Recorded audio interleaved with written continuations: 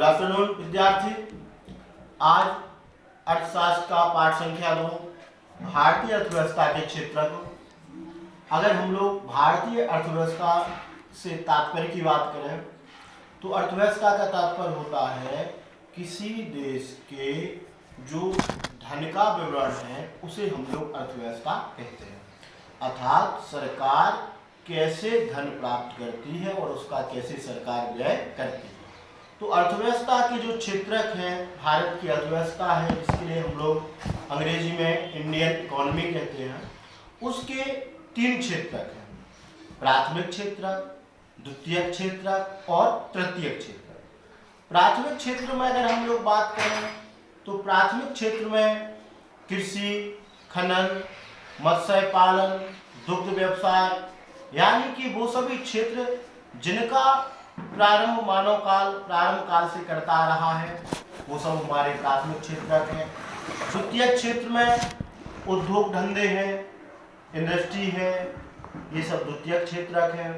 तृतीय क्षेत्र में सेवा क्षेत्र है। सेवा क्षेत्र में बैंकिंग है, परिवहन है, संचार है, बीमा है, ये सब आपके तृतीय क्षेत्र में आते हैं। अब हम प्राथमिक और द्वितीयक और तृतीयक क्षेत्रों की अगर हम लोग तुलना करें, देखें कोई भी तृतीयक क्षेत्र का व्यवसाय है तो वो दूसरे क्षेत्र पर डिपेंड है, दूसरे क्षेत्र का व्यवसाय प्राथमिक पे है। अगर आप लोग देखें कि चीनी मिल में जो गन्ना आता है वह प्राथमिक क्षेत्र से आता है, चीनी बन के तैयार उद्योग धंधों में होती है वो द्वितीयक क्षेत्र है, उसे ले जाने में जो परिवहन की आवश्यकता होती है वो आपका तृतीय क्षेत्र का आता है।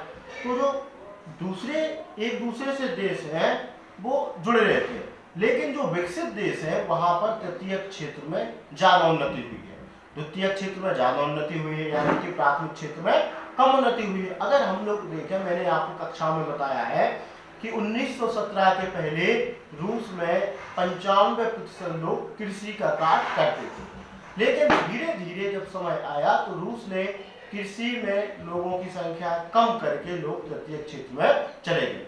तो तृतीयक क्षेत्र का विकसित देशों में बढ़ना या द्वितीय क्षेत्र का बढ़ना, ये वहाँ की उन्नतशीलता की निशानी है।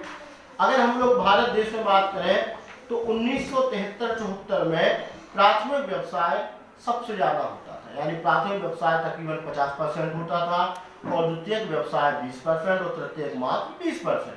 लेकिन अब वर्तमान की बात करें तो जो प्राथमिक क्षेत्र में केवल 20% व्यक्ति जो है वह योगदान देते हैं, द्वितीयक का 30 और तृतीयक का 50, यानी कि तृतीयक क्षेत्र सबसे बड़ा क्षेत्र आजकल भारतीय अर्थव्यवस्था का बना हुआ है। इसके अलावा हम लोग देखते हैं कि देश में अनेक सेवाएं, अस्पताल, शैक्षिक संस्थाएं, डाक, परिवहन, बीमा इत्यादि, इनका विकास धीरे धीरे हो रहा है और तृतीय क्षेत्र में भारत की अधिकांश जनसंख्या बढ़ रही है। अगर भारत में अतिरिक्त रोजगार का सृजन कैसे हो, इसके लिए सरकार तरह तरह के काम करती है।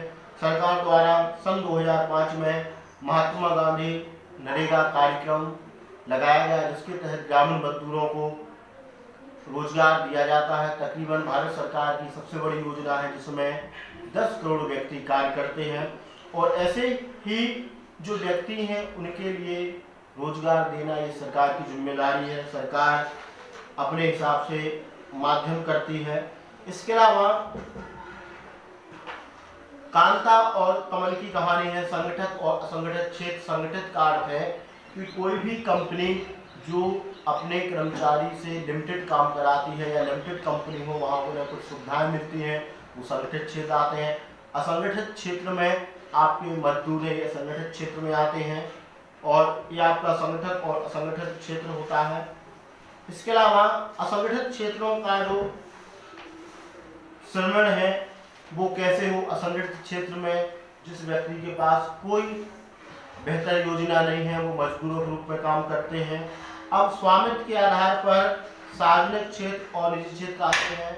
ऐसी कंपनियां जो सरकार अपने अधीन रखती है, यानी जो फुल गवर्नमेंट है, वो सार्वजनिक क्षेत्र आते हैं। ऐसी कंपनियां जो किसी व्यक्ति की हैं वह निजी क्षेत्र आते हैं, जैसे रिलायंस की सभी कंपनियां निजी क्षेत्र का उदाहरण है। और HMT, या पेट्रोलियम की कंपनियां हैं, वो सब सार्वजनिक क्षेत्र का उदाहरण है। इसके अलावा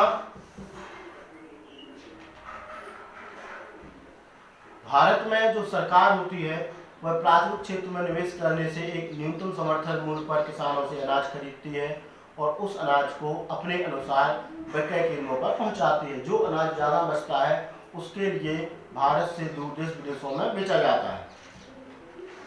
तो पार्ट 2 अर्थशास्त्र का छोटा सा था, यही समाप्त होता है।